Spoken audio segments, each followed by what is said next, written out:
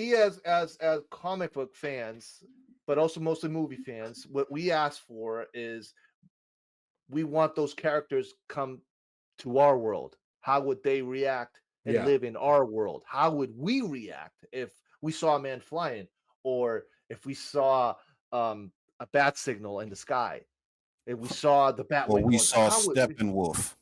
Yep. Man. Have you seen the other two movies, Batman v Superman and Zack Snyder's Justice League? Well, now's the perfect time, fellas. I just ordered them both. Yes. Yes. Hey, bro, I ordered them both. Tell me that's the ultimate edition of BVS. Oh yeah, that's the ultimate edition. It is. Excellent. Let me tell you something right now. I will be watching this tomorrow. Tomorrow. Get your tissues when you watch Zack Snyder's Justice League. That's okay, all I'm saying, bro. I'm going to recommend you one more movie. Once you finish watching BVS and ZSJL, Watchmen. If you haven't watched Watchmen, Watchmen, that is the movie that I have seen pretty that one. much. That's Zack Snyder too, right? Yes. Okay, I have seen that one. Yes. Now, once you see these last two movies, you're gonna watch. You're gonna be like, watch Watchmen again. I'll rewatch it. And then, call me in the morning. Then you'll understand. Okay. You will understand because like Charles, you will understand Zack better than you ever have. Trust me. When you watch, and you don't have to. And we're not trying to convert you to a Snyder fan, or no. We're just. You said that you like his visual storytelling. I do, yes. And the visual storytelling of these next two movies you're gonna watch, French Kiss. French Kiss, bro. And that's why Nolan chose Snyder. Yeah. Because he did Dawn of the Dead first, then did 300, and then he did Watchmen before Man of Steel. Watchmen was pretty much the resume on Nolan's front desk for to pick Zack to do the job. So once you see those movies, you will watch Watchmen again, and you will understand Zack Snyder as a. I'm gonna rewatch it, man, because like I said, when I was watching movies back then, I wasn't watching them with a critical eye. I was just more, not even pay attention to half the movie, But now that I'm an adult, I can, absorb them a little more with more of a critical eye, since I have a channel now and we can talk about it and stuff like that. So I will definitely do that. These are cinematic comic books, bro, especially Watchmen. So you remember how I said James Gunn made a comic book movie?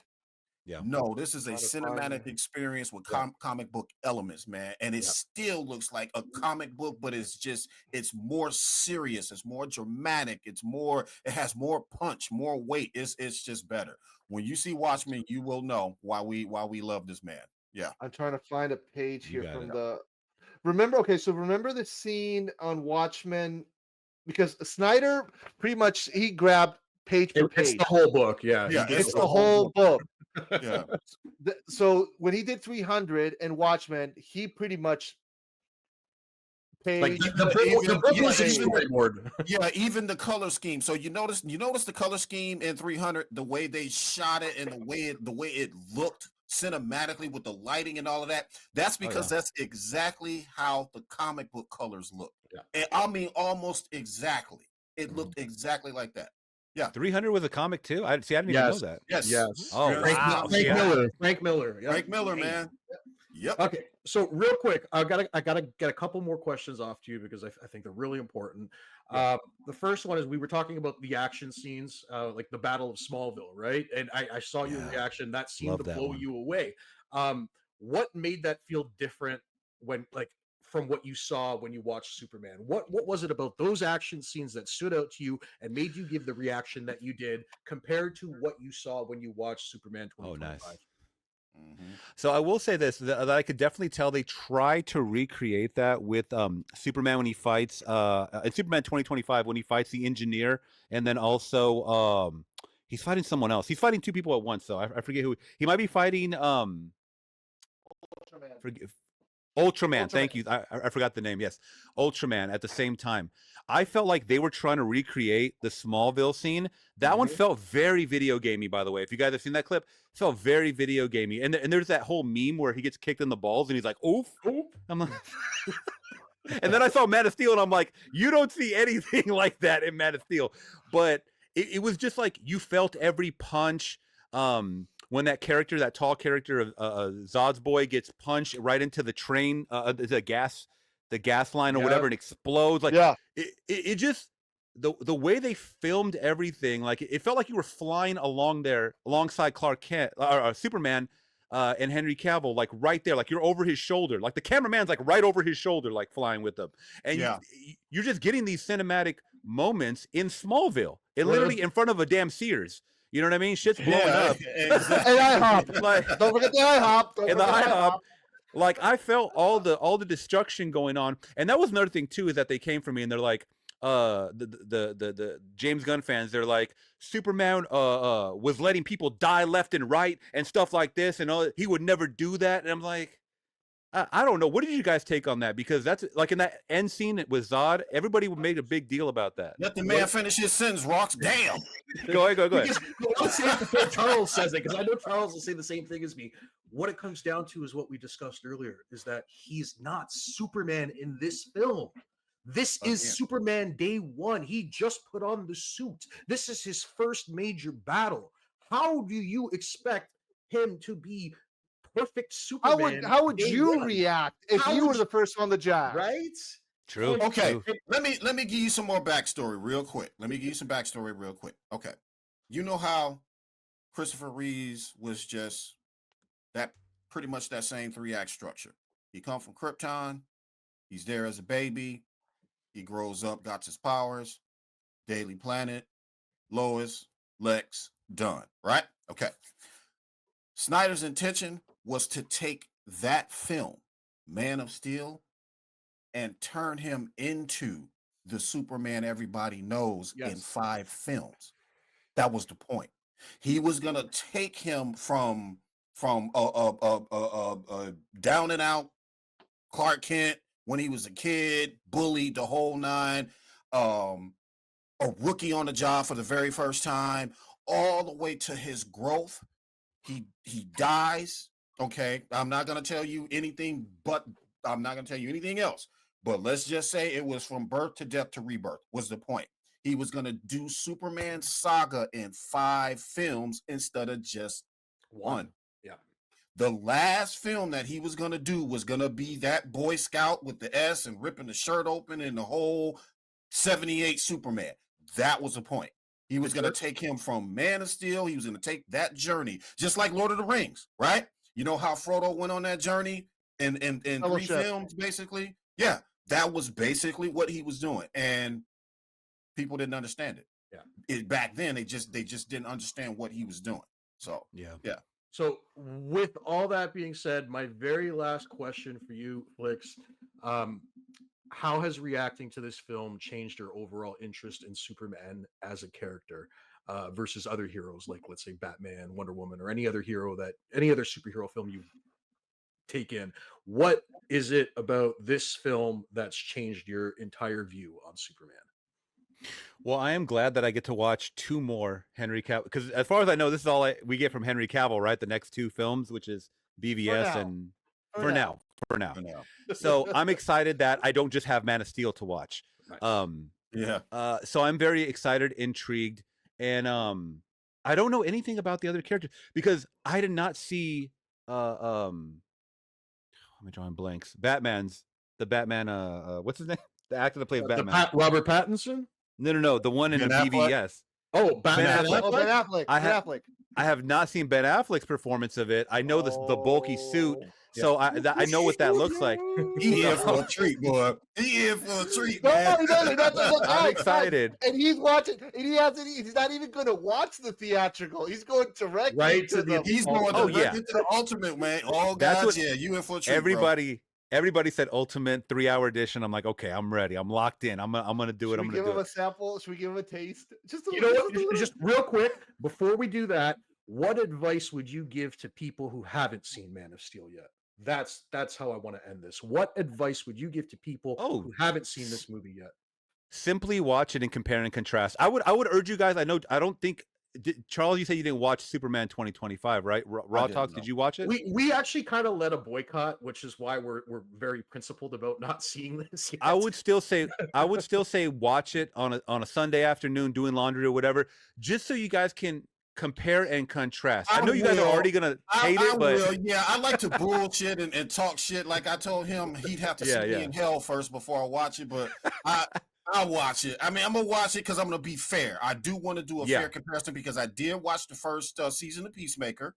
So our major problem is let James Gunn do what James Gunn want to do, but don't try to circumvent that with something else that we had that you didn't finish. That's our main argument. That's always been our main argument. We even organized a trending event for the premiere Superman. We bought we got a trailer, an LED truck, and we took it to New York at the Charging Bull to protest against Superman. And we are were you doing effing kidding me? No. Really? So what we wait, did? You guys did? You guys did? What we did was the event was called #Henry Cavill Superman #Wallets Closed, and it was our way of telling the movie studio that until you guys finish Henry Cavill's story, our wallets are staying closed. Before we move on, let me give Flix a little bit of backstory. All right, so to us, DC has always been serious. They take the character seriously. Obviously, Chris Nolan's Dark Knight trilogy, all that stuff, which is why they hired Snyder. Blah blah blah. Up to that part. Serious filmmaking, art. That's how we like our comic book movies to be. Warner Brothers was chasing Marvel the whole time. They've been trying to chase Marvel. They've been trying to be like Marvel. They've been trying to make DC like Marvel. So they basically made Zack Snyder change his whole direction. Probably more than once. And then when it came to the other movies that you're about to see, very decisive. BVS was very decisive, but now people are realizing that was the movie that should have been in theaters in the first place. He was making Zack Snyder's Justice League. He lost his daughter. He left. They brought in Joss Whedon. Joss Whedon, the Avengers guy. Joss Whedon tried to turn Justice League into a Marvel film. Although it made pretty good money at the film, it was critically panned. It was total destruction, a bastardization of what his film was. We fought to get Zack Snyder's Justice League. We got it finally. 5 years. 5 years we fought for it. Finally got it on HBO Max. Then once that movie was a success on HBO Max, which it was, we said, restore the whole goddamn Snyderverse. Just give it all back and let him finish the rest of his story. All we needed was 2 more movies, dude. Justice League number 2 and 3, and he would have been done. That'd have been it. And then somebody he would have made a Flashpoint movie. Somebody would have come. What was his name? Rick Famuyiwa. Yeah. So he would have came in, made a Flash movie that would have basically reset the universe, and then anybody can come in and do what the hell they want after that. That's why we're here. Yeah. Yep. That's why we're respect the dedication, guys. I do. I really because I once again, and the reason why I took a chance with this is because I didn't want to be that guy that just shit on a franchise. Like I said, I was shitting on DC because I was like, oh, their CGI wasn't up to what I thought was the standards based off all the early Marvel. I'm gonna be honest, guys. There has not been a good Marvel movie since after Endgame. There has not been a fucking good Marvel. There has not. Spider-Man. No Way Home. Okay, so then maybe after No Way Home. Okay, it was all right. Maybe after No Way Home. If you rip out the cameos from that movie, it would not have been as memorable. So okay, fair enough. I take it back. After No Way Home, because after that, that's when people started saying about all this superhero fatigue, and we were, stop it. I think Marvel's main downfall, and I mean I can't say downfall because obviously they're going to make money, right? Even though it's not the money that Disney wants. They kept focusing on so many damn shows, bro. So many damn shows. When you focus on so many shows, you can't focus on the movies, the main art of it, the quality, right? Because then you got to watch those shows to figure out what the hell is going on. Got to do all this homework, and I was not ready to do all that. Yeah, I watched like the WandaVision and stuff like that, and I started watching Agatha all along. I'm like, what the hell is this? Like I was not with it. I was not with it. So it was not for me, and I fell off of it. So, and then I started seeing, then I really started following all the movie numbers, right? And all the projected numbers. Then I started seeing how they started treating certain studios and all these headlines and clickbait. They were saying Superman was going to make 150 million domestically. Then it kept dropping down 120, then 90. And I'm like, what is happening here? Something's going on where they're trying to hype up. Someone's getting paid off to hype up all this shit so they can really go out in theaters and get these actual numbers. It didn't hit what they wanted. And I'm still to this day that they did not make profit off this movie. Everybody wants to tell me I'm crazy. That's fine. I do not think that this movie hit what it was supposed to. I think it was like 100 million, a little over 100 million shy than what it needed to make profitable. I don't know what the streaming numbers are, and that's a whole different entity. That's a whole different entity. But people are still saying, they're still tagging me on Twitter saying, ha ha ha, Superman made 600 and whatever million, right? And Man of Steel lost $43 million, something like that. Or it was only profitable 43. Business model, unless they change their whole business model to say, you know what, we're just not going to even go for it anymore. We'll just take what we can get. If that's what the investors accepted, then okay, I'll believe it made profit. Yeah.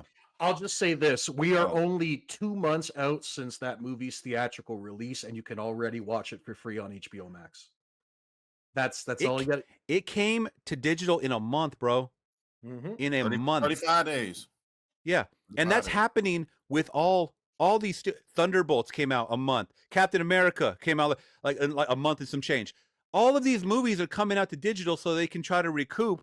And the physical only matters for us fucking nerds that collect the physical. No. I mean, they're not throwing all their eggs in the basket with physical. It's the digital sales they want. Yep. It's the digital sales that they want. And they will do anything to conflate these numbers, including not really putting out the real numbers. How many times is Disney on the back end? They lied about all these numbers with Doctor Strange 2. Yeah, I'm not going to rant because I do this all the time on my live stream. If only I wish you knew the story behind how they buried the numbers with Zack Snyder's Justice League. They buried That's it, what I'm saying. That month when Zack Snyder's Justice League came out on HBO Max, it shit broke the internet. It broke everything. Crashed the platform. HBO, the servers, everything, man. Yeah. I don't know if it's true, but people were saying that more people watched on streamer in the first 3 days Black Adam than the new Superman. I don't know if that's true or not.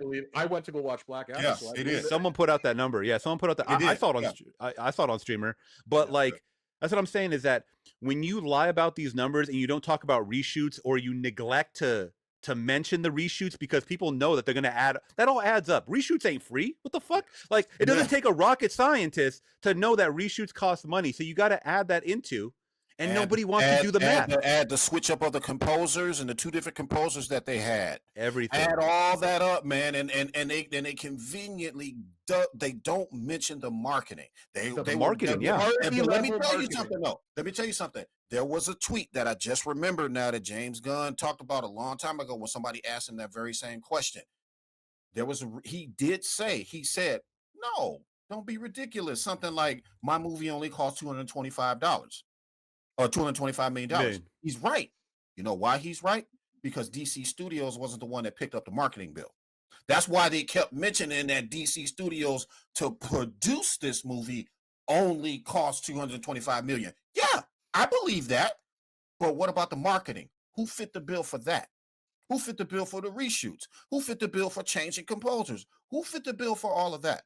That movie was just not. That's like saying that movie only cost $112 million $112 million to make. That's basically how they're trying to make it sound. Like the marketing was all tied up in the 225. That budget, yeah. Yeah, so that's why.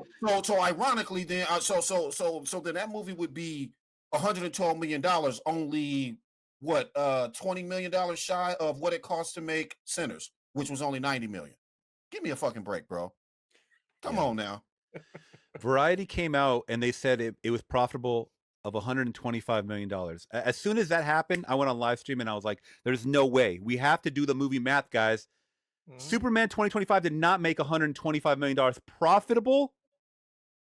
what like We this ran the numbers through Grok, through AI, and I think even at AI best- said it only made like 10, 20 million profit or something. At like that. best, I came up with a number of between 46 million and like 56 or 60 million dollars, somewhere around there. your chatter right there is saying it needed to make 700 million plus to make profit, and it To make didn't. profit, yeah. Those Yeah. were the numbers that I was pulling up initially Yep. before they or when they came out with that 125 mil, and people were telling me that I was crazy. Yeah. You have to $2.5 million your budget in your market. What is I don't understand why people it makes me Dude, upset and because the crazy thing is too, people are is, being like, hoodwinked. And the crazy thing too is we even had the Ohio tax receipts come out, and we saw the number.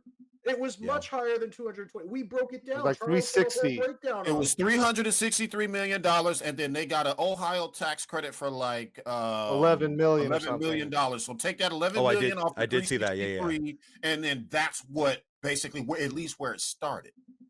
So yeah. But James Gunn will never admit to that Like for some like reason. It'll Flex, destroy like their I told movie. you, like I told you, Flix, you got dragged into a culture war here. Yeah. With a comic book culture war, because like I said, this has been going on for years with Snyder. He's been sabotaged. He's been trashed so many times from Hollywood. It's just it's crazy. All because he wouldn't play ball. All because he is an artist first. This man went to school for this stuff, bro. He went to school for this before he went to school for filmography. He was an artist. That's what he did: painting, sculptures, all that. He did that stuff, and he incorporates that into his films, which is why he's a visual. He's like the best at it because he literally can put that in. And even Christopher Nolan has said in articles that he does all the superhero movies that are coming nowadays. There's none that he doesn't see Snyder's influence. So and at the end of the day, for me, I know numbers aside, I know it's a big deal, but numbers aside, what is the overall best film, of the Superman movie? And that's what I took into consideration. And for myself, it was Man of Steel, and I wanted to continue this journey like the fans, like you guys are saying. And I'm going to make that determination for myself. I mean, I bought the dang movies because I want to watch them in the highest, best quality and the sound and everything, right? And I want to do myself a service because I did not see these films in theaters. Man, imagine, Flix, imagine. So when we ran the numbers, we estimated around 83 to 85 million globally. The 83 million people saw Superman, or 83 million tickets basically were sold. Globally in 2013's Man of Steel. 83 million people.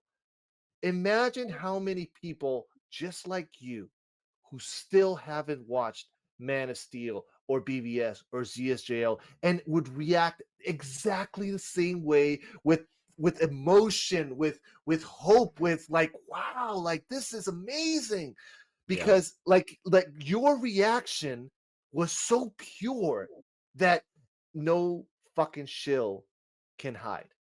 No article can hide that. I don't care how good you are at AI, the way you reacted to that. And he's not the only one. Do you know how many videos we've seen with people finally seeing these films from Zack Snyder and now they're finding out now. They're finding out now, bro. Maybe they weren't ready for it, 10, 11, 12 years ago. Maybe they weren't. I don't know. Maybe the audience wasn't ready for that.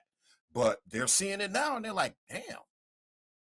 What it is too, Charles, is I think now they have something to compare it to. Now they realize, we fucked up. We got to go back. So